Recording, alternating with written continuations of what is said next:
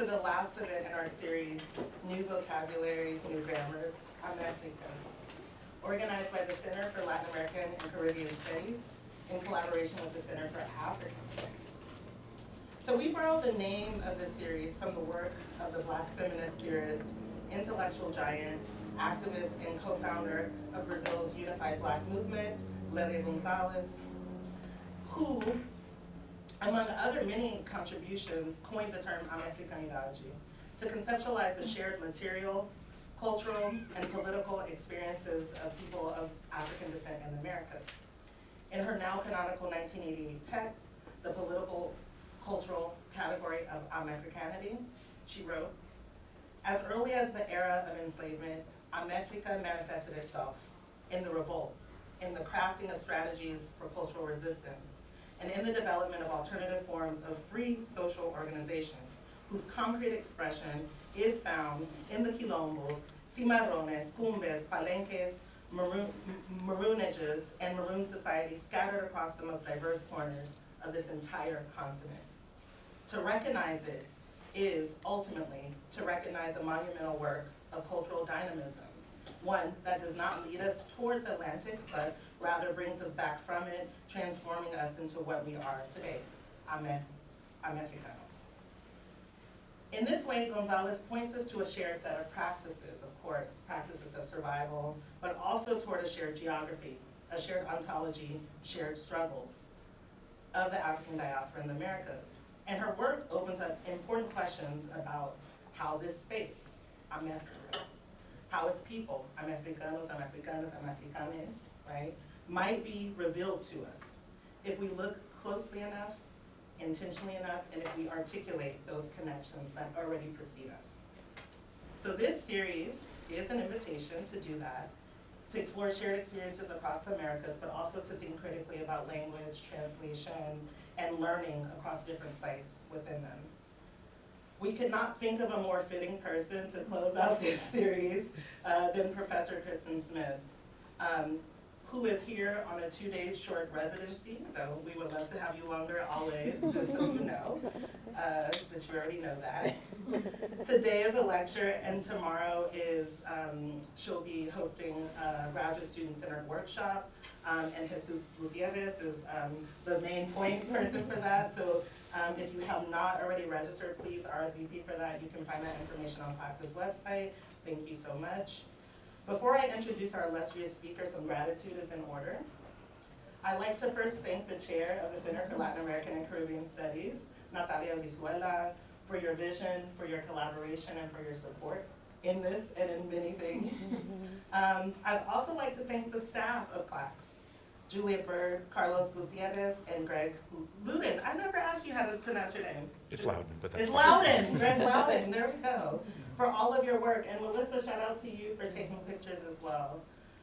And documenting this is so important as we think about what Black feminists have given us, is to archive our stories and to take ourselves seriously enough to know that we are the ones that have to do that.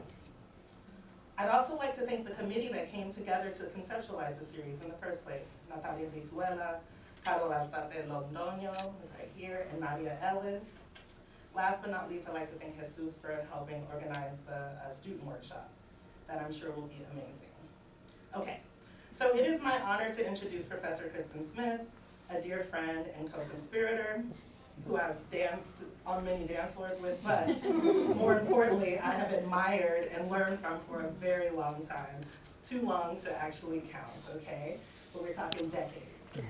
Professor Smith is a Black feminist and African diaspora anthropologist, a real, true social theorist of our times, and a full professor, okay, a full professor of anthropology and Black studies at Yale University, okay? Her work explores the multi-sided dimensions of race, gender, violence, performance, and Blackness in the Americas. Her research and writing are two-pronged. She studies the transnational gendered politics of anti-Black state violence in Brazil and the Americas, or Americas, particularly policing, uncovering its logics and pervasiveness, but also the creative and persistent resistance to such state violence. The second prong of her incredible work is on Black women's intellectual contributions to the Americas, especially related to transnational Black feminisms.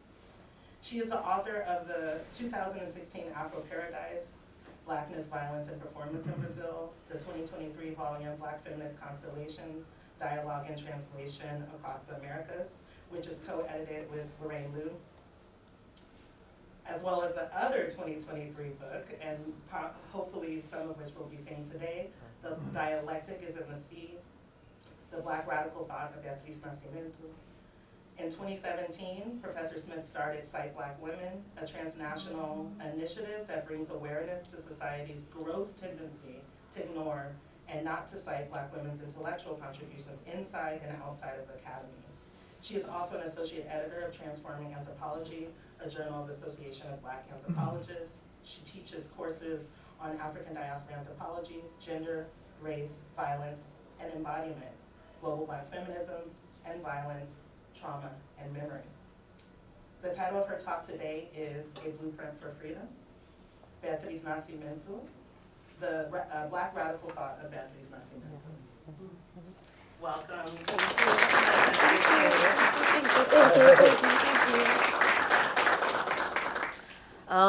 Thank you so much. Good afternoon, everyone. How's everyone doing? Boa tarde, boa tarde, boa tarde, boa tarde. Carlos, I'm gonna have you get your help. I need your finger, Carlos. Oh, sorry.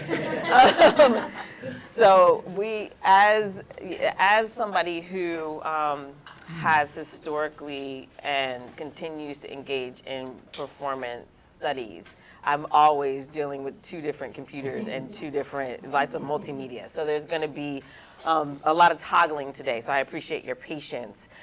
Before I get started, I just want to say thank you to all of you for coming here today to share and be in dialogue with me, and particularly thank you to Natalia Brizuela. I'm so sorry, Natalia. I had it, and then as soon as I looked at you, I was just went. And Natalia Brizuela for the generous invitation that came a couple years ago, actually. And so I'm glad that we are coming to this point. Oh, you're very sweet. You're very sweet. You're very sweet. But I just really appreciate you, and I appreciate your leadership here at CLOCS as well. And of course, to my friend Tiana Pachal for just all of the support and the beautiful introduction, and for supporting my visit and coming here. To Carlos Gutierrez and all of the staff at CLOCS. I haven't got a chance to meet everybody. I don't remember everyone's names, but I do thank you so much for your support. So today, I'm going to take us on a bit of a journey, and I already am aware that I probably over-prepared, so bear with me. I'm going to try to rein myself in, but I do get very impassioned by talking about Beatriz Nascimento and talking about her work. But I'm also very much struck by the need to speak to why. Yeah. And so part of how I am going to begin this talk is by thinking about why, and why we're here, and why we have to have this conversation right now. So over the past year, I, like many of you, have wrestled with the overwhelm of the onslaught of violence and repression that rains down on us from this country's current regime. Indeed, I find it difficult to give this talk today without acknowledging the atmospheric terror that we are experiencing in our world right now. From the war in Iran to the persistent violence in Palestine and the Sudan, and the domestic wars on our streets across this nation and on our university campuses, we are under siege. I am particularly struck by the ways that we, as scholars invested in understanding the history and culture of Latin America, are uniquely implicated by the escalation of U.S.-sponsored violence in the region, the expansion of the carceral state in Latin America, and the persecution of non-white immigrants on U.S. soil. I am also keenly aware of the ways that university students and academics have become enemies of the state. How can we, in good conscience, speak about our work and its importance without reflecting on and remarking on our current fascist political climate? I must admit that the current state of affairs in our world is constantly on my mind, And this has led me to reflect on my work and the twists and turns it has taken over the course of my relatively short yet intense career researching and writing about Black people and our fights for liberation in the Americas. Specifically, I've been reflecting on how and why I have meandered between doing activist research on police violence and its impact on Black people in Brazil and the Americas, to writing and researching on Black women's intellectual contributions to the Americas from the Global South and from a non-Anglophone perspective. What is the connection between these two projects, you might say? And why have I chosen to toggle between them? The answer has become clearer and clearer to me as I have watched U.S. democracy unravel before our eyes. From last year's terrifying stories of university students being abducted and detained by hooded and masked unidentified federal agents due to their political beliefs, to the extraordinary and extrajudicial, rendition of immigrants across the United States, based principally on racial profiling, innuendo, and speculation, it is clear to all of us that we are living under an authoritarian regime that is threatened by the kind of truth-telling we engage in our work, particularly when it involves telling history and mapping the impact of gender and race on our society. But what exactly is so threatening? I think we find ourselves the arch enemies of fascism because of the secret and not so secret knowledge that people of color generally, and Black women in particular, hold about the keys to fighting for freedom in the face of patriarchal white supremacist fascism. Black women's experiences across the Americas, and within Latin America specifically, hold keys to understanding the epistemological frames that will allow us to move away from capitalist extractivism and white supremacy towards anti-racist, holistic social living and peace. At least that's what I believe. Specifically, I would like to contend that shifting our epistemological view of the world from north to the south and pushing against the Anglophone imperialist hegemony of the U.S. academic empire through dialogic translation and radical knowledge exchange offers the possibility of a blueprint for freedom. Black radical intellectuals have long reflected on the question of freedom as an antidote to the condition of anti-Blackness and of repression more generally in the Americas. Much of this thought looks to the past to discern potential pathways towards liberation. This talk engages with the radical thought and political life of Black Brazilian intellectual Beatriz Nascimento as one such blueprint for freedom. Engaging with her theorizations of Quilombo, Marronage, as it has been historically practiced in Brazil, as a product of and rejoinder to the historical context of authoritarianism in which she wrote, I consider what Quilombo offers us today and the role that translation can play in reshaping our understandings of the Black radical tradition in the Americas. The U.S. government has a long historical relationship with repression across our region, and the protagonist role that this government has played in authoring and sponsoring some of the most genocidal and repressive authoritarianism in Latin America, particularly the period of Brazil's military dictatorship, must be noted. Indeed, as I have reflected on how and why I have gone from organizing with Black movements against anti-Black genocide in Brazil to translating and writing about the work of Black Brazilian radical thinker Beatriz Nascimento, I realized that this journey has been about unmasking the inner workings of the anti-Black state in the Americas and its close relationship to authoritarianism, racial capitalism, misogyny, imperialism, and patriarchy. This relationship is not an epiphenomenal example of Brazilian exceptionalism. I want to say that again. This relationship is not an epiphenomenal example of Brazilian exceptionalism, but rather a symptom of a broader set of incremental political and historical processes of building a transnational imperialistic and white supremacist state apparatus that is not confined by national borders, but rather relies on a carceral and repressive network across the Americas and particularly Latin America to sustain itself.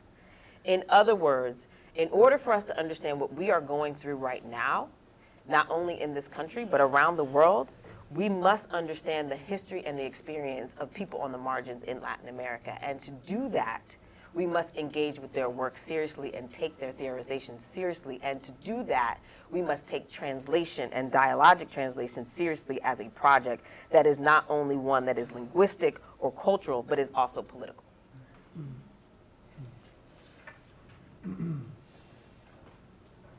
Police violence against Black people in the Americas has truly been the canary in the coal mine for generations, and indicates a broader set of political implications for what we see now that extends beyond our existing understandings of the afterlives of slavery. Indeed, the continuity of these politics over time implies that we are witnessing something much more complex than reverberation, and it requires us to make a more global and transnational approach, to reading our current political moment. From the perspective of Black Latin American studies, I believe that learning more about the history of resistance and oppression among Black activists in Latin America can allow us to more deeply understand the patriarchal white supremacist state because of the ways that this state has been built in dialectical relationship to Blackness as a foil. In other words, in answer to the question, why Blackness? Why examine the Black experience in Latin America? It is precisely because of the dialectical relationship between Blackness at the state that allows us to understand state formation in the Americas, state and national formation in the Americas in a unique way. And I truly believe that Black radical intellectuals across the global South, but particularly in Latin America, can give us the tools to do that.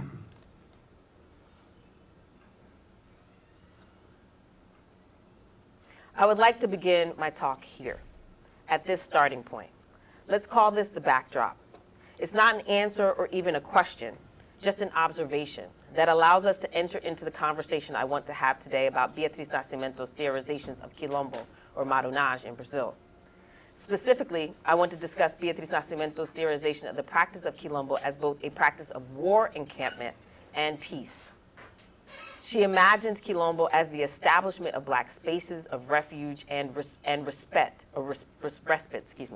despite and against the global habitus of white supremacy. Quilombo is not a space elsewhere, outside of the context of anti-Blackness and white supremacy, but rather a zone of freedom within and yet in opposition to anti-Blackness that is gendered, fraught, and complex, yet potentiated by the possibilities of rest, reorganization, and recharge. I feel compelled to begin by talking a little bit about Brazil's military dictatorship, because this is exactly the context out of which Beatriz Nascimento emerges. And in order to understand her thought, in order to understand her interventions, we must understand her political context.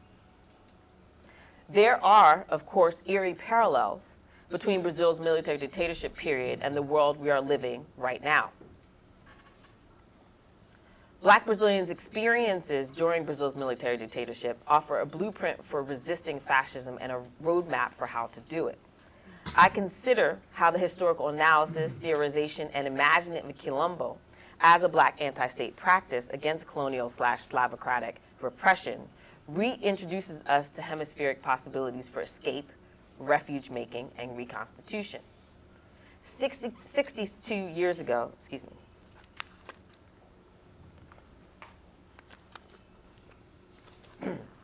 approximately 62 years ago, on Tuesday, April 1st, 1964, a military coup ousted the democratically elected president of Brazil, João Goulart. This act, which was decidedly theatrical and violent, marked the beginning of the 21-year military dictatorship in Brazil that would cast a shadow over the country until March 15th, 1985, when Brazil initiated its new democratic period, eventually leading to the establishment of a new constitution in 1988. Brazil's military dictatorship was, like many other dictatorships across Latin America, sponsored by the United States government and decidedly grounded in a politics of misogyny, racial capitalism, and white supremacy. Indeed, some of you may recall that many of the military officers that led the dictatorial regimes in Latin America, including both military officers and police officers were trained at the now defunct School of the Americas, which was a U.S. military training center located in Columbus, Georgia, which trained over 60,000 military and police personnel from across Latin America who would come to be the authors of authoritarianism and torture across the region for decades. This is according to anthropologist Leslie Gill, who's written extensively about this. Although the School of the Americas was formally shuttered in the year 2000, the legacy of the school lives on in the repressive practices and strategies used by rightist military regimes across Latin America today, like those of President Nayib Bukele of El Salvador. Hillary Goodfriend notes in a 2022 article published in The Jacobin that, and I quote, "In addition to helping model legislation and policy, the U.S. government takes an active role in training El Salvador's law enforcement, dating back to a 1995 Clinton administration initiative. The International Law Enforcement Academy in Salvador finally opened in 2005.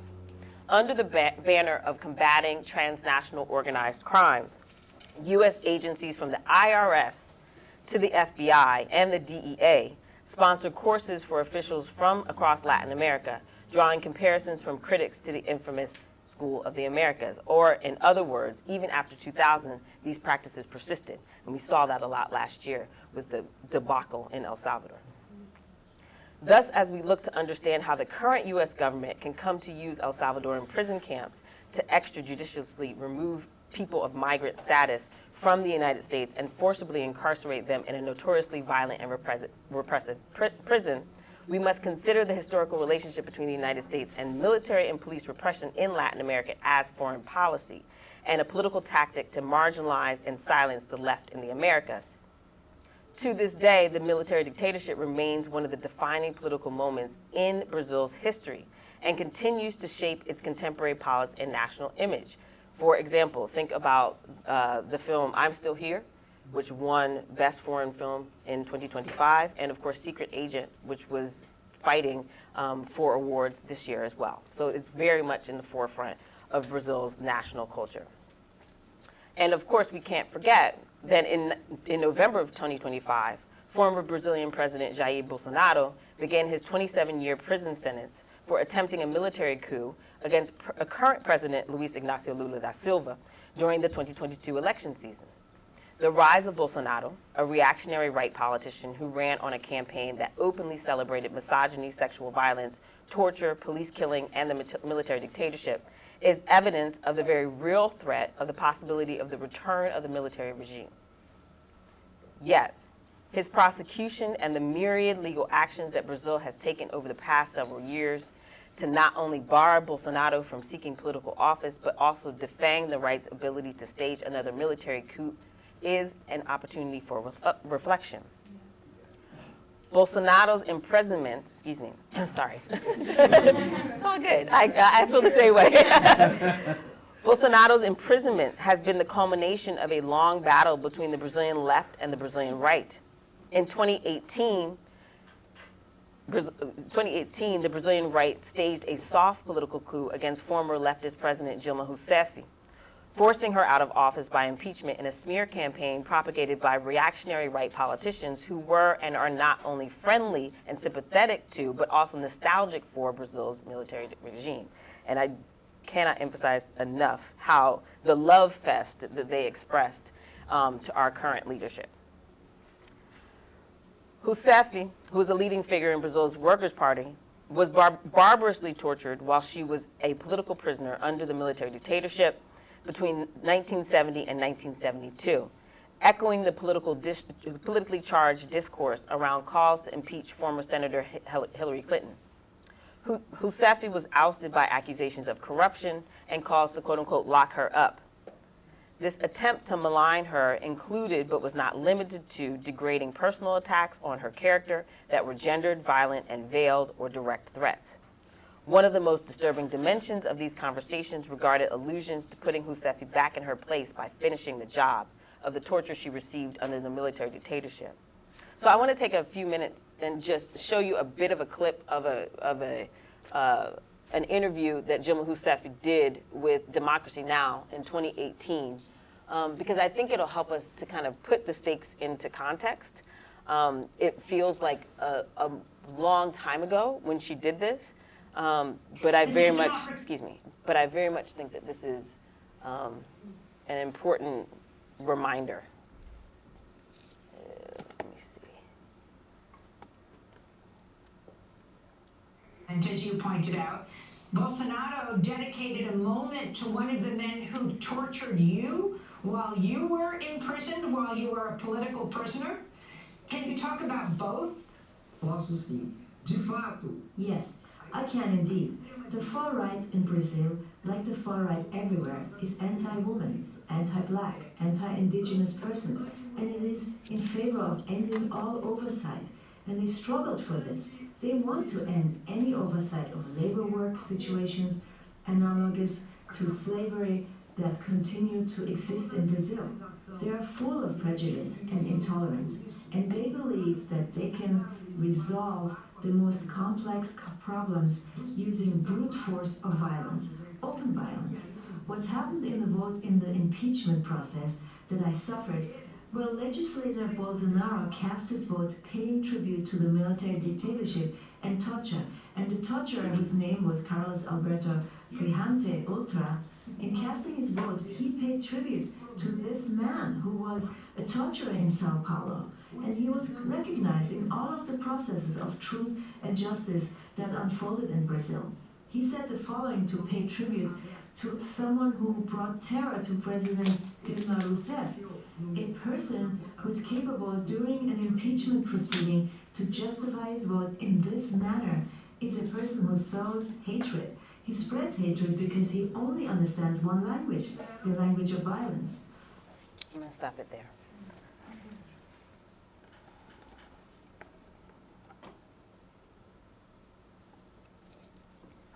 We need only remember that the violence and repression that Bolsonaro was celebrating while he was calling for the impeachment of Dilma Rousseff, the violence and repression that people refer to when they're talking about the military dictatorship was an acutely racialized violence. In my first book, I do a deep dive on this particular photo, which was taken by Luis Muriel in 1982, and he named it Todos Pretos. It was during the military dictatorship.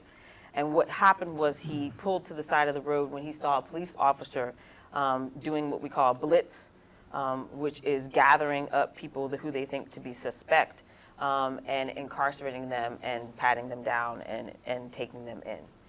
What you will notice in this photo, and I won't go deeply into this, but I do talk about this in my first book, is that their necks are tied together by rope, which is exactly the same way that enslaved Africans were tied together by ropes before they were punished and whipped on the Pelourinhos in the centers of cities across Brazil. I draw your attention to this because I want to emphasize not only the tense and violent political atmosphere of the military dictatorship, but its keenly raced and gendered overtones, not undertones, but overtones. Because unfortunately, rarely do we talk about those race and gender dimensions, and they have everything to do with how and why Beatriz Nascimento's work is so important.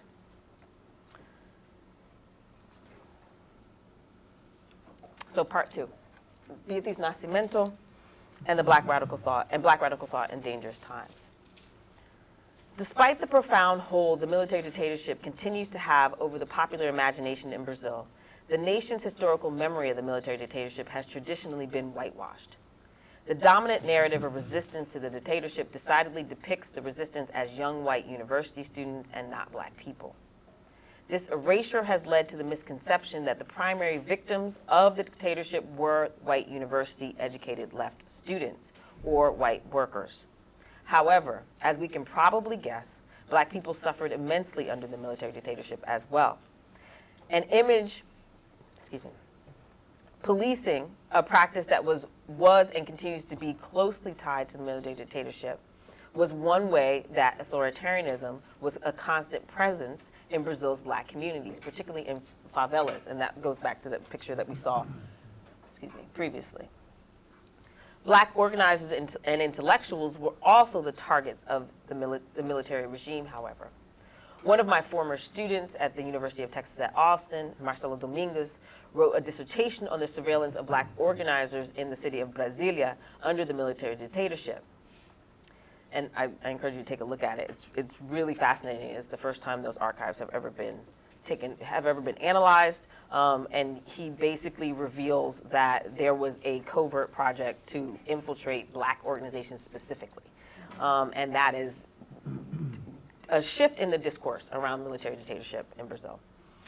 And in my own work, I'm looking at the relationship between Black public intellectuals and the military regime, specifically Beatriz Nascimento, and how Black intellectuals dangerously engaged in critiques of Brazil's racial democracy and openly declared the country racist in defiance of the military dictatorship's racially inclusive propaganda. Beatriz Nascimento stands out as one of the very few prominent Black women to speak out in this regard and become a public figure during these dangerous times.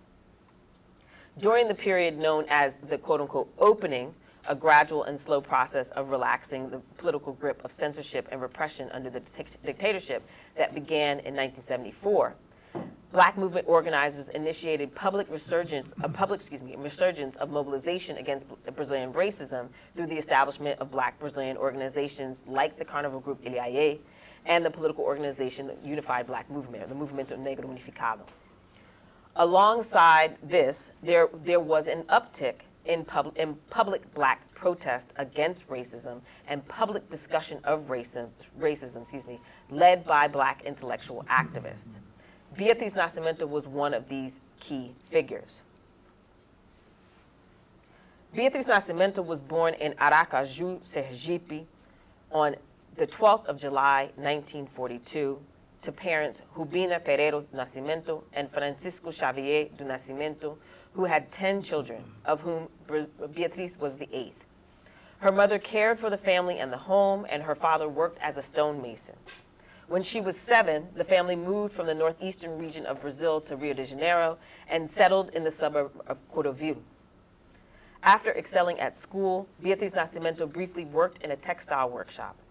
In 1967, she married José do Rosário Freitas Gomes, an artist and architect from Cabo Verde, Cape Verde, with whom she had one child, Betania Gomes. In 1967, she was also diligently completing her undergraduate studies. She graduated with a bachelor degree in history from the Federal University of Rio de Janeiro in 1971. Remember, the dictatorship is 1964 to 1985. So all of this is happening under the dictatorship. After graduation, Nascimento interned at the National Archives in Rio de Janeiro, working with the historian José Honorario Rodrigues. She completed graduate work at the Fluminense Federal University in 1981, and in 1994 she began her master's degree in communication from the Federal University of Rio de Janeiro, or UFRJ, under the direction of the renowned Black Brazilian scholar of communications, Moniz Sodré. Beatriz Nascimento's life ended tragically on January 28, 1995, when she was murdered while defending a friend, Aurea Gorgel Calvet da Silveira, against an abusive partner. Upon her death, the secretary of the anti-racist organization, the Centro de Articulação de Populações Marginalizadas, or the Center for the Articulation of Marginalized Populations, Ivani dos Santos, argued that her death was another in a long line of murders of Black political activists. When we think of the Black radical tradition, we often think of familiar names like Aimé Césaire, W.E.B. Du Bois, Frantz Fanon, C.L.R. James, Kwame Nkrumah, and Cedric Robinson. Rarely, if ever, do Black women's names get mentioned, and Black intellectuals from non-Anglophone spaces, particularly in Latin America, are all but absent from our familiar lists. Yet, for generations, Black women across the Americas, but specifically in Latin America, and even more specifically in Brazil, have contributed to the Black radical tradition. Beatriz Nascimento is one of these Black women. Arguably one of the most influential Black radical thinkers of the 20th century, Beatriz Nascimento's political and intellectual trajectory began with her work as a student organizer in Rio de Janeiro in the 1960s and 1970s. She participated in and helped found several black student groups at the Federal University of Fluminense, and she took part in public events and debates around blackness and contemporary racial politics, contributing to the resurgence of black politics during the military dictatorship. She was an early member of the Unified Black Movement, and in the 1970s, she began to organize student groups in Rio de Janeiro and Niterói, particularly at the newly created Center for Afro-Asiatic Studies, or CAA, Centro de Estudos Afroasiáticos, which was founded in 1973. With others, including Eduardo de Oliveira y Oliveira, she founded and ran the group, Grupo Trabalho André Rebouças, or the André Rebouças Working Group, one of the first black student organizations emerging from the university in Brazil. And I want to emphasize, and I can't go into it here, but we can talk about it in Q&A if you like, that this was one of the first articulations of black radical student organizing within the university in the military dictatorship frame. Beatriz Nascimento organized JETAR with Marlene Cunha, who was her research assistant, who was an anthropologist, who also did much of her research and helped her do much of her research on quilombos. But during this time, they literally set up a shadow university at Marlene Cunha's house, where they would bring in radical intellectuals that talk about race and racism and critique race and racism, not only in Brazil but around the world, as a counter to the censorship against these discussions within the university. So she's acting on, not only is she theorizing in ways that go against this kind of dominant narrative of censorship and repression, but she's also organizing academically around these things as well. So she's dynamically engaged in oppositional politics. So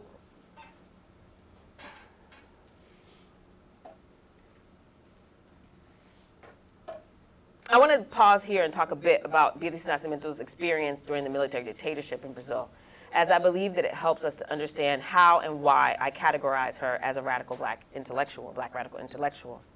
As we know from my previous conversation about Dilma Rousseff, the dictatorship was a dangerous time for anyone to be politically active, and to be a young black woman leading student and black political movements was highly risky. Nascimento remained outspoken and active throughout the most intense periods of political repression. She was one of the many university students swept up by the state's dragnets. In the introduction to our book, The Dialectic is in the Sea, Betânia Gomes, Archie Davies, and I had a conversation about Beatriz Nascimento's experience under the military dictatorship. And the conversation was based on Betânia's memory of being a child in the house and hearing about what had happened to her mother when she was arrested. So this is Betânia. I'm going to read a bit of the interview. This is Betânia.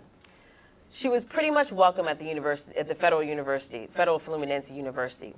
But it was during the military dictatorship and the student movement was the click to start her activist life. That was the key, the door. She was arrested during the riots. They arrested a lot of people. Some people got hurt, some people were tortured, some people died. I remembered her talking about her friends who never showed up again, who never came back. And I remembered her talking about her experience of being arrested. She was arrested and they didn't go further in abusing her, but they sexually harassed her. They lifted her skirt. I remember at a very young age hearing my mother telling this story. That was one of the details. They lifted my skirt. And when she talks in Acerca da Consciência Racial, which is one of her essays that we translate in the book, she talks about the guys lifting her skirt. And that particular essay is her memory of that same thing happening to her as a child in elementary school. And so I want to triangulate that because for those of you that are familiar with kind of black feminist theory and black feminist thought, Hortense Spiller's canonical essay, Mama's Baby, Papa's Maybe, kind of talks about this tension between hypergendering and ungendering. And in Acerca da Consciência Racial, one of the things that Beatriz Nascimento talks about are the ways that a group of boys circled around her and started to say that she was a boy, which is João, right? Started to call her a boy. And as they started to call her a boy, and which is a very intimidating and sexually violent physical act, right? To surround her, and then they started to lift up her skirt. And there's this tension there between the hypergendering of lifting up her skirt and the ungendering of saying that she's a boy because she has short, quote unquote, nappy hair. That I really think deserves deeper thought, particularly in conversation with her arrest and the police officers doing the same thing to her during the military dictatorship, right? So what is it about Black women and our bodies being a space of discomfort that leads to this gendered kind of ungendering and hypergendering that's also in tandem with this insistence on repression? So this is Betania continuing. She was held for about 24 hours. My grandmother was going nuts. At home, in that time, it was like the opposite of carnival, but with a carnival feeling. A lot of movement. My grandmother wanted to throw all the books away in case the police raided and found them. But I think my mother was saved because my family lived in Brais da Pina. And the police didn't think that in the periferia, people were going to the university. They wouldn't have imagined that you had an intellectual growing up there in the Black working class. So that's probably what saved her. That I heard hearing from my mother, speaking fast and urgently. This is Betania. They did this to me, and they did this to me, and they put me in a room, and they were asking me all these questions, and they asked me what I was reading, and they asked me what I do, and who do I think I am? And then they lifted my skirt, and then I was very agitated, and then ba, ba, ba. That is the story that I heard, and I was listening as a child. So I want us to think about what it means for her to not only be a Black radical intellectual that is an active part of the student movement during the military dictatorship, but also a Black woman who is both hypergendered and ungendered within this political context, and having to deal with multiple levels of oppression at the same time. And I think about that with regards to her political expression, her public political expression during this time. So although Beatriz Nascimento published only a handful of articles and essays, her research incorporated a broad range of topics, including but not limited to African and Afro-Brazilian history, the Black condition, gendered racism, and Black love. Her work helped to build the intellectual foundation for Brazil's Black movement at a key moment in its history by forging a new Brazilian thought and politics. One of the most poetic archives of her voice and her activist work is perhaps the film Ori, which she worked on with director Raquel Gerber between 1977 and 1988. The film, which was released in 1989, draws on Beatriz Nascimento's thesis research, writing, and political practice, archives some of Nascimento's most significant intellectual offerings, particularly her thinking on Quilombo. And I want to take a few minutes to just look at a clip from the film. And particularly in this clip, this is 1977, when you're going to see a bit of a conversation on a conference or a symposium that was held at the University of São Paulo, Quinzena do Negro, or the Black Fortnight, where Beatriz Nascimento is the only woman presenting in a group of Black men in a university space that is in opposition to talking about race and racism. And the Black Fortnight Symposium was designed to introduce this conversation of race and racism from the perspective of Black people to the University of São Paulo, which is the flagship university in Brazil, right? And this is 1977, okay? During this conversation, she is going to talk about quilombos, and she will talk about quilombos primarily as an intervention to think about Black history. So what is she thinking about in terms of Black history?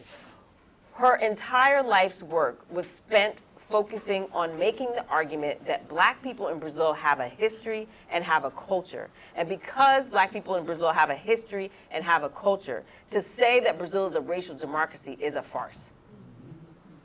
And so part of her work on Quilombo is part of this broader intellectual project of a history of Black people, right?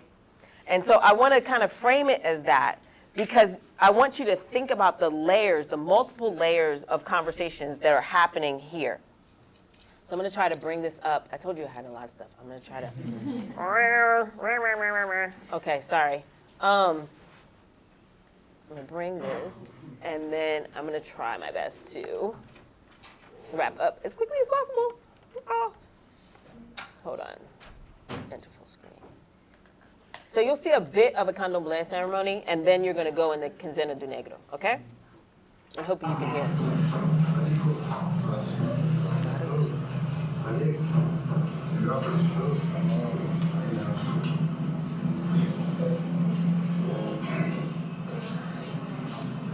Yeah, thank you. Thank you. I didn't notice you couldn't see. Can you see now? Sorta?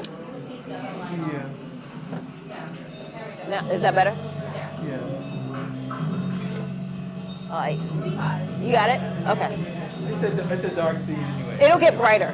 This is the dark part. So this is the University of Sao Paulo, which still looks like this, which I think is really interesting. We won't comment on that part. Like, I recognize this hallway, and I'm like, why is that a thing? Conseguiu se So, amalgamar com esse corpo pera. diferente. É realmente a cultura brasileira está muito forte, certo? Mas insiste em impor com cultura. and I will say that for those of you that speak Portuguese, ser uma coisa nova, the translation is not mine, europeia. and it is not very good. That's all I'll say about that. Pretende preservar a própria cultura, ele tem todo o direito de se identificar com toda a cultura africana. Se o caminho é correto na solução do problema do negro, é uma questão. Se é correto ou não, é uma questão que vai fazer That's Hamilton Cardoso, só vai ter sentido one of the de ser founders of the discutida, MNU. dentro da comunidade afro-brasileira, na medida em que a comunidade afro-brasileira está totalmente marginalizada do processo de desenvolvimento nacional.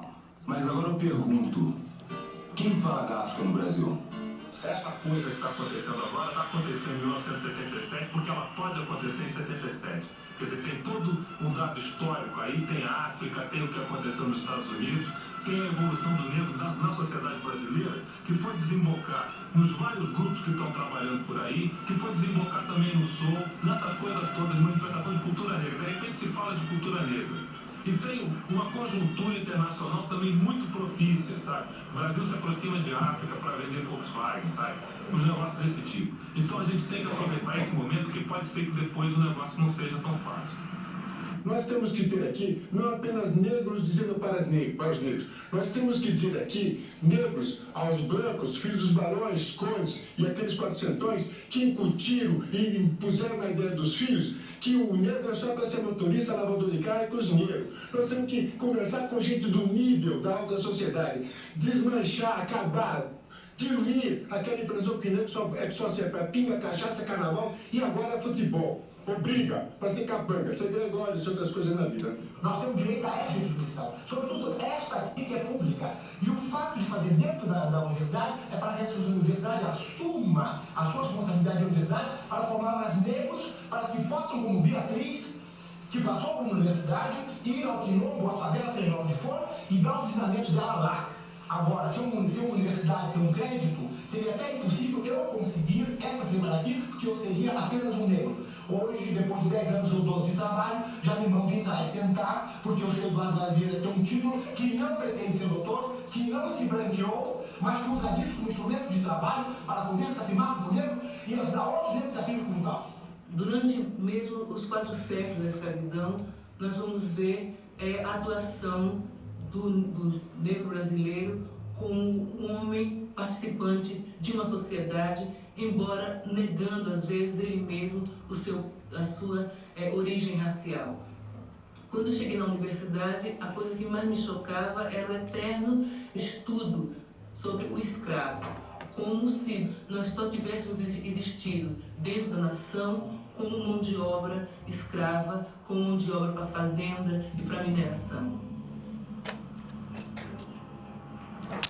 I'm gonna pause it there. Although we could watch the whole film, but we're not gonna watch the whole film. I'm gonna pause it there just to give you a sense of the historical archive, but also to give you a sense of how she's located as an intellectual in this space. Hold on. Let me go there. It is out of this context that we can begin to connect the dots between Beatriz Nascimento's organizing against anti-blackness in Brazil, her identity as a public intellectual, and her theorizations of Quilombo. Her research on Quilombos was felt to be vital to the Black movement by her contemporaries. Not only was she a defiant figure simply by being a Black woman, quote unquote, out of place, to quote Black feminist intellectual Lelia Gonzalez and my colleague Kia Lily Caldwell's use of the term, out of place in the elite white space of the Brazilian university, but also she was defiant in her ideas. She dared to propose that contrary to the ideology of racial democracy, blackness in Brazil is salient, identifiable, isolatable, and distinct to people of African descent who were formerly enslaved in Brazil and their close distant relatives of the African diaspora. This was a particularly controversial claim because at the time, Brazil's official national narrative insisted that there was no race except the Brazilian race. Ergo, no discrete racial identities exist or existed in Brazil, save the Brazilian race. By extension, Brazil could not possibly have had a problem with racism or need to engage in the politics of diversity, equity, and inclusion because black Brazilian people simply do not exist as a distinct ethnicity. She did so by arguing that, contrary to the national narrative, black Brazilian people do exist and have a distinct and identifiable history, present and future. However, not only do black Brazilians exist, but they are also marginalized and discriminated against in the nation, and as Nascimento and her contemporaries knew intimately, a convincing discussion of racism and the path to redressing it depended on the establishment of a shared understanding that blackness has a history. In order to prove this, she engaged with the concept of quilombos. The bulk of Beatriz Nascimento's, and I'm wrapping up, I promise. The bulk of Beatriz Nascimento's academic writing and research focused on quilombos during her lifetime. She conducted the majority of this research while completing her master's thesis in history at the Federal Fluminense University from 1976 to 1979. She conducted intensive field research in surviving Quilombo communities in Brazil and on the history of the practice of Quilombo in Angola. In Brazil, she counted on the research assistance of her close friend and colleague, anthropologist Marlene Cunha. And elsewhere I write about Marlene Cunha. There's actually a piece that we translated for her, from her in Transforming Anthropology in this last fall issue.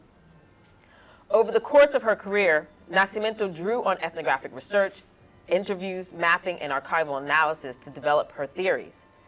English speakers traditionally translate the word Quilombo as a runaway slave encampment or maroon community, organized communes of runaway enslaved Africans typically located on the outskirts of colonial settlements away from plantations and city centers. The term Quilombo, however, specifically refers to this practice in colonial Brazil, but also, according to Beatriz Nascimento, extends beyond that. The practice of marronage writ large, escape, resistance, and the establishment of autonomous spaces occurred throughout the Americas among enslaved Africans, from the Cimarrones of Panama and Peru to the Palenques of Colombia and Cuba and the Maroons of Jamaica. Enslaved Africans established a pattern and practice of flight and fight in response to the injustices of slavery across the hemisphere from the moment that they stepped foot on these shores. The practice of Quilombo was widespread and multifaceted from the 16th century throughout the slavery period, and the descendants of many Quilombo communities founded during slavery continue to reside in their ancestral territories today. Quilombos in Brazil do have a unique historiography within the region, however. For example, the largest and arguably most well-known Maroon community in the Americas was located in Brazil, Palmares. And this is the background is a map of Palmares from the 17th century. The Quilombo dos Palmares lasted from 1604 to 1694 and was the home to approximately 22,000 people. For many black Brazilian movement organizers, the Quilombo is the oldest and most successful black liberation model in Brazil and in the Americas. I also will say this, and I think this is really important. A lot of black movement organizers and students of Quilombos in Brazil would argue that the first anti-colonial or successful anti-colonial state formations in Brazil are actually not part of the revolts of the 19th century, but are the Quilombos, right? And so when we think about anti-state formations, we think about formations of anti-colonial political organization, we can look to Quilombos as a model. And that's one of the things I think is important to draw out.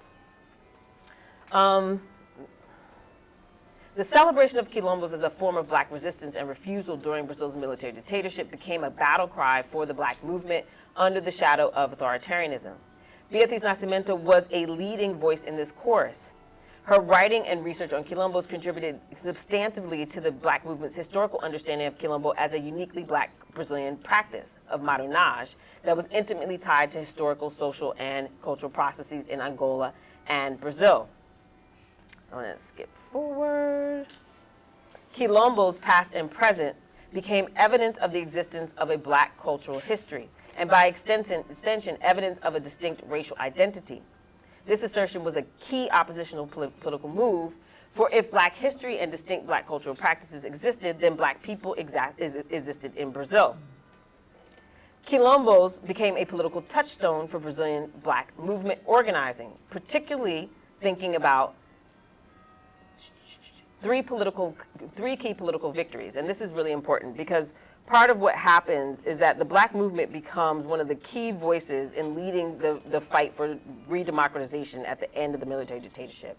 And one of the key platforms that the black movement organizes around is the Quilombo, and particularly the recognition of National Black Consciousness Day as November 20th, which is the day that Zumbi dos Palmares was assassinated by the colonial state, and also assassinated, murdered, I use all those words interchangeably, executed, all those things.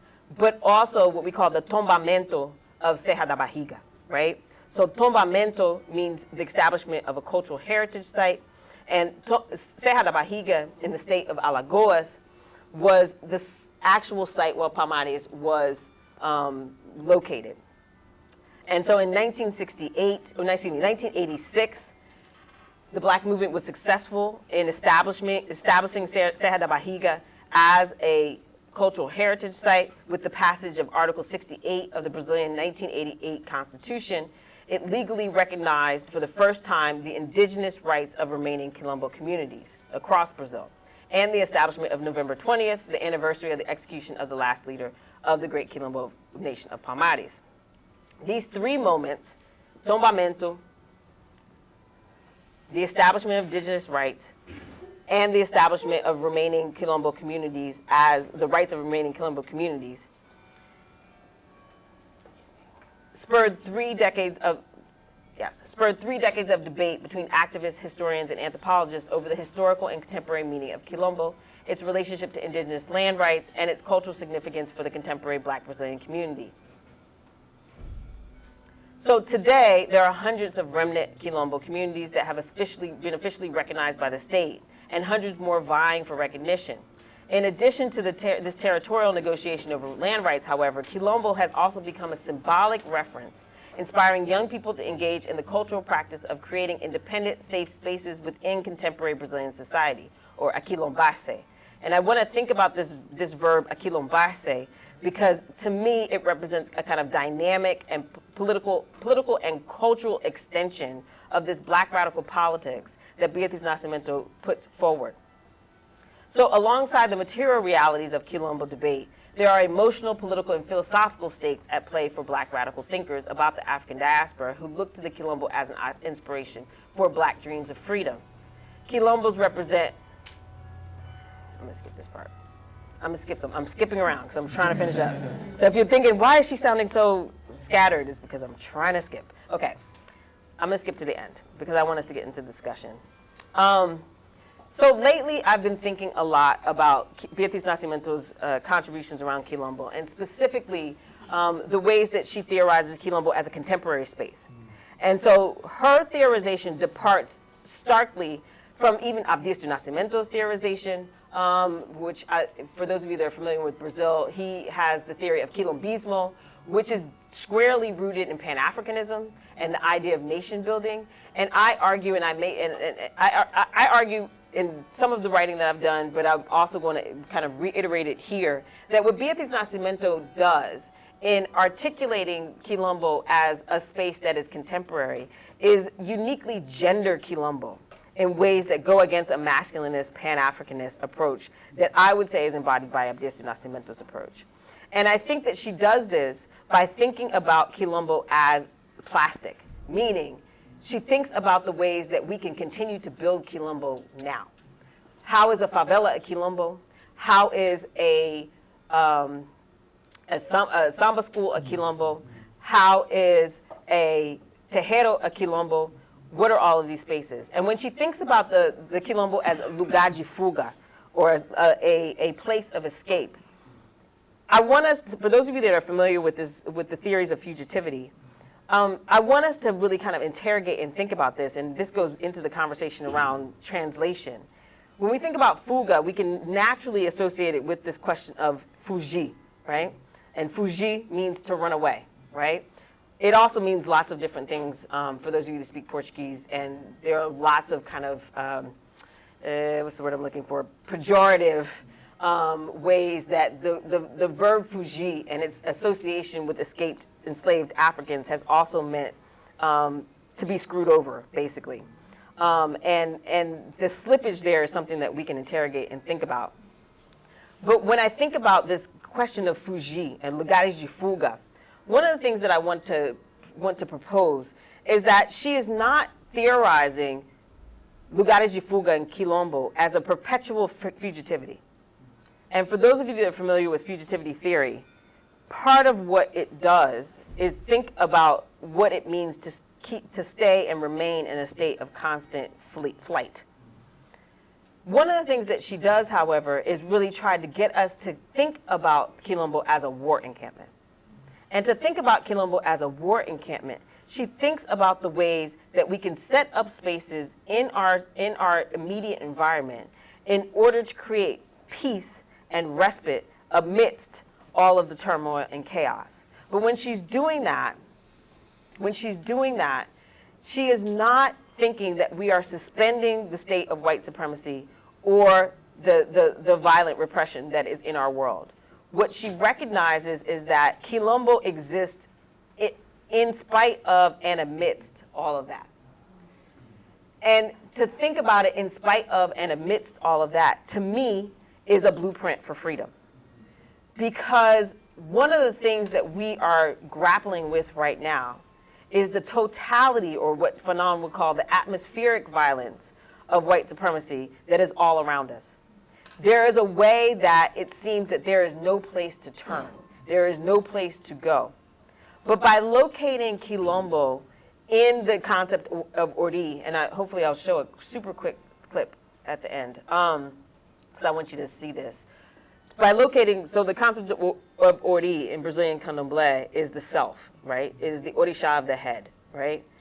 And one of the things that she argues is that Ori is quilombo, okay?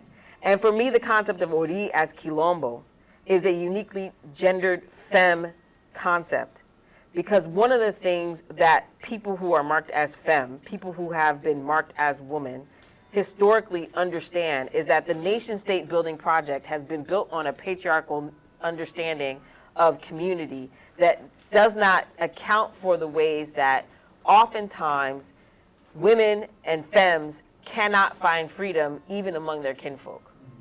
And so because of that, many times we retreat into the body in order to find a space of respite. And to be retreating and to locate quilombo in the body is, to me, one of the kind of black feminist contributions that Beatriz Nascimento is making in her work, despite the fact that she doesn't use those words, but I read it as such. And one of the things that I find interesting and inspiring about that particular concept is that what does it mean for us to think about freedom not as a destination or not as a space that is definitive and settled or fixed, but to think about it as something that we create in internal spaces and something that lives and dies over time. And with that, I'm going to close, because I could talk about this for a long time, but I'm not going to do it.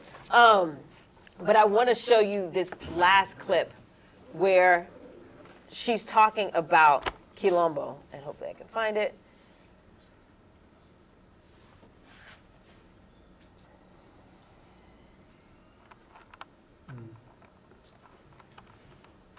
There's a lot of clips I wish I could show. Okay.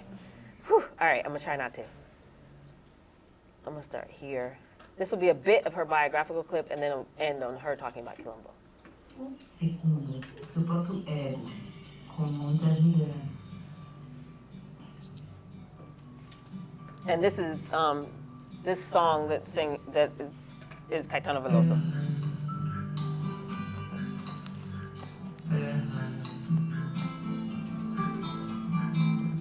Por mais distante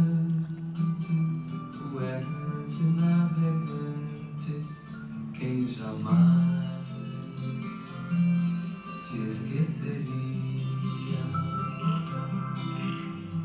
Terra, terra,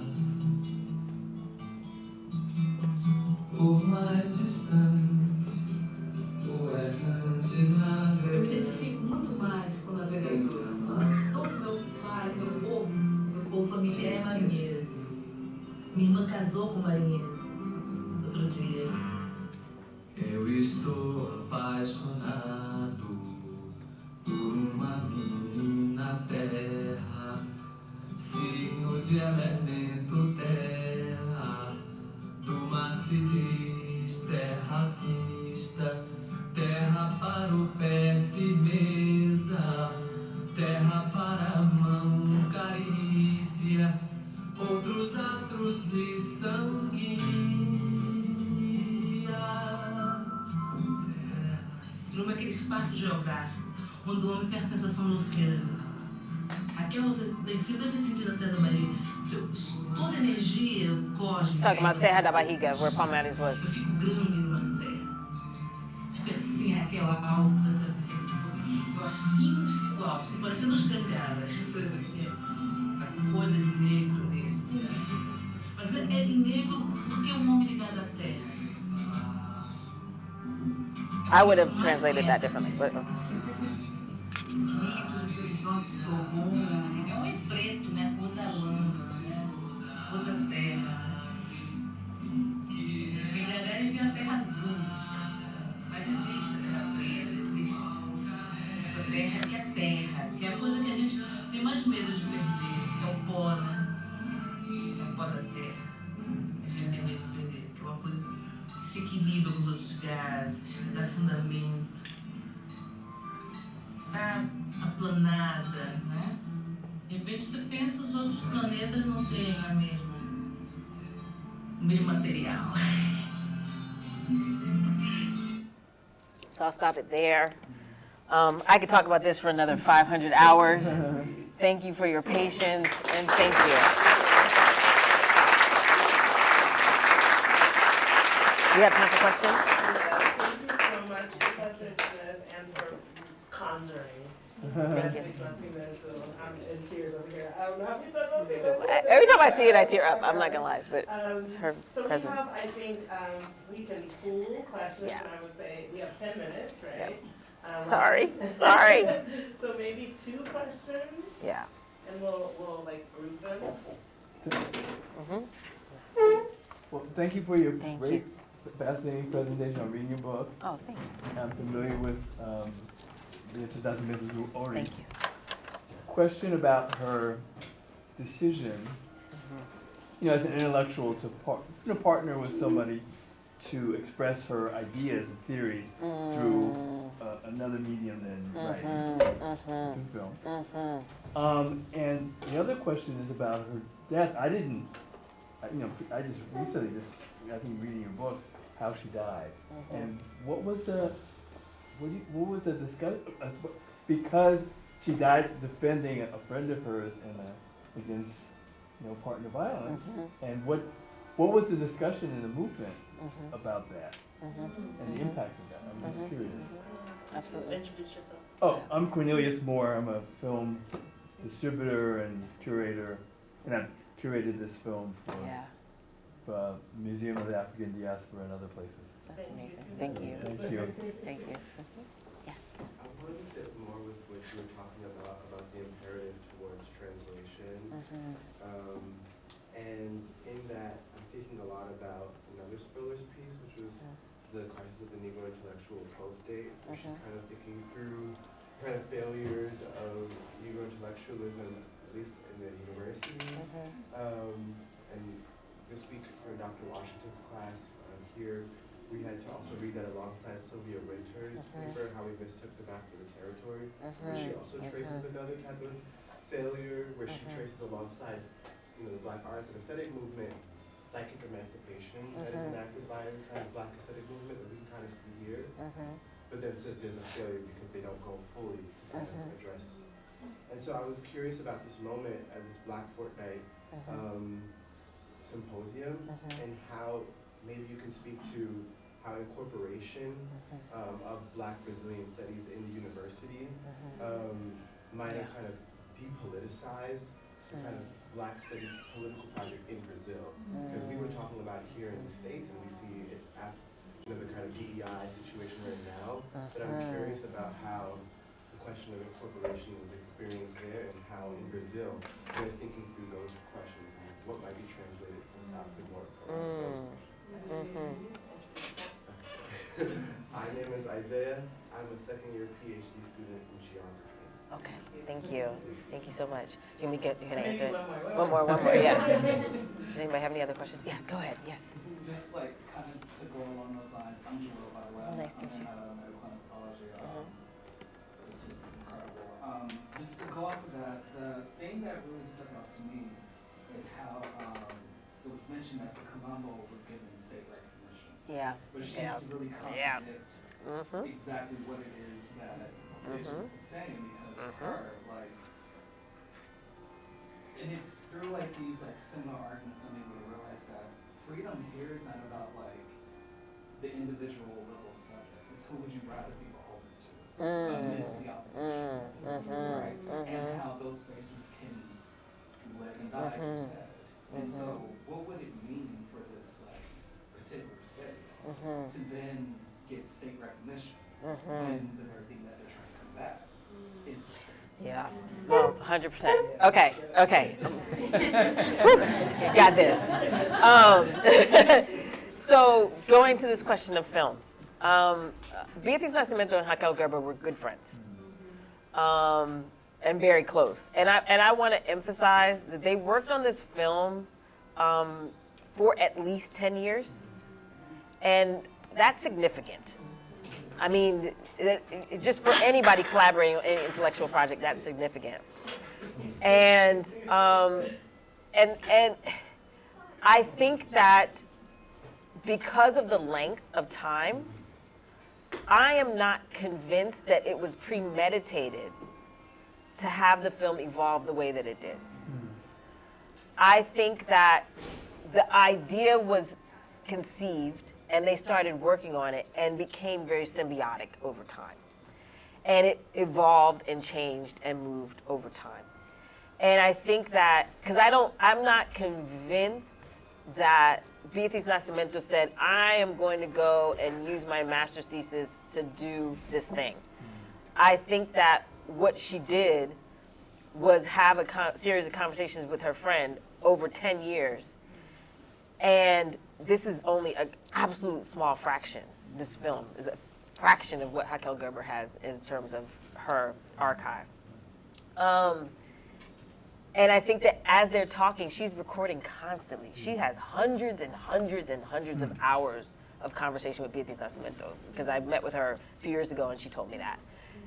And I think that they're having conversations about what she's working on and what she's doing, and they're very natural, and it just evolved in that way. And what started out as a project that was going in this direction became a project that did this and became utterly intertwined with Beatriz Nascimento's intellectual production. Because if you read her master's thesis alongside watching the film, you can see so much of her thesis being narrated by her, because it's just in her head. Because this is 1982, right? And so she's just now finishing her first master's and is going to try to start her second master's, and she's constantly talking about it. And so I think that would be my answer to your question. I think that as art does, it evolved and it became, and I don't think it was a decision on that part. And I think that's also tough, because as we're having conversations with people over time, we don't necessarily, just like, this is my Derridian side. You don't know what the result of your words is going to be or how it's going to go in a different direction. And I don't know that she knew that it was going to be this at the end, right? In terms of thinking about kind of the co-optation of the black studies by the university, I will say this: Brazil's history is different. Whereas black studies kind of emerged out of the Black student movement here in the United States, and that came from the Black student movement and went into the university. In Brazil, it has been more of an area studies type thing historically. And so non-Black people have historically studied Black people in universities in Brazil. And so for Black people to be in the university space in Brazil is still quite rare, and is still on the margins. And I have had a lot of conversations lately about Black studies in Brazil as emergent and not as established, at least not in the university. And so I don't think those conversations are having per se right now. What you see a lot of are people deconstructing and pushing back against the appropriation of Black thought to a non-Black agenda, to a non-Black political agenda, meaning Black studies not done in the pursuit of Black survival and Black life. And so there's a lot of debate on that. What I do see a lot of critiques around right now in Brazil is actually the public intellectual space outside of the university, and the ways that those spaces have become corporate, branded, and appropriated. And so for me, those parallels with those conversations are happening more in that realm than they are in the university, because the university still is a very segregated space in Brazil. Even though there's tons of Black students, affirmative action started with undergrads and is just gradually getting to grad students and faculty. And so you just don't have the same kind of debates in the same way. Hopefully that kind of answers your question a little bit. And in terms of the state and the relationship, this is so complicated. I've been struggling with this because I'm not a fan of the nation state, if you can tell. And I struggle with this. And what I know to be the case, when I see Beatriz Nascimento's alegria, right, her happiness, in talking about Serra da Barriga, right, and talking about being there. She's there because of the tombamento, right? She's there because she's part of this process to try to get Serra da Barriga recognized by the state, but also part of the process, which all of Black movement folk on the left, part of the process of actually putting in the Constitution rights for Black people, like rights for quilombolas, right? The one thing I will say is to be gentle and kind, because remember that this was their revolution. So 1985, the end of the military dictatorship, is a victory for the left, and the Black movement is at the heart of the left, and they did not yet know, and this will probably get me in trouble, they did not yet know how much they were going to get betrayed by the left. And they didn't really anticipate the ways that they were going to get written out of the narrative, or written out of the state, or appropriated by the left state apparatus. I think they really thought that they were engaging in revolution by writing a new constitution. And so I think we have to be gentle and kind in our interpretation, because I think she thought the revolution had come. And it's not until her later writing, and I didn't get a chance to talk about this today, but it's not until her later writing, when she's engaging in her public intellectualism in the late 80s, mid to late 80s and early 90s, that she starts to talk a lot about what Sueli Carneiro talks about, and we'll talk about this in the seminar tomorrow, the conversation tomorrow, is how the left and the right betray Black people. Yeah. Right? And it doesn't take folk too long to figure out that they've been betrayed. And when they figure it out, there's a debate that happens. This particular, sorry, super quickly. Okay, don't be mad at me. Don't be mad. Okay, I promise it won't be long. This particular article, right, which is this particular piece, which is about the Mulher Negra, right, which has been translated, which has been published a lot in Brazil. Most people haven't seen the original source, and the original source is a Maioria Falante, and it is this little article about a Mulher Negra, right, is embedded in a broad spread that is a debate about where Black people are now that the left has betrayed them. And so it's part of this, it's a sub-conversation, which is really fascinating to think about. But it's a whole spread that talks about how, what's the difference between the left and right? And then it's like satire, and because it's a Black movement paper. It's satire, and it's like, I don't know, I don't think there's a difference, right? And so I think that there's something there. I think that we see this hopefulness And I think that, I'll be honest with you, when I talk to elders in Brazil, black elders from the black movement, I try to be respectful because I think there's still a hopefulness. I think that folk aren't willing to give up because it's the only thing people have. It's like that one, a brecha, right? It's like that one little thing. The black movement built the left in Brazil. Not the black left. The black movement built the left, period. There's no Lula, there's no nobody without black folk. And so if you realize that, then black people are still trying to get their reparations from the left. And I think that has a lot to do with people's engagement with the state and people's insistence on trying to fix the state or work with the state. And folk ain't trying to give up on that yet. Yeah. Thank you. Sorry I went over time.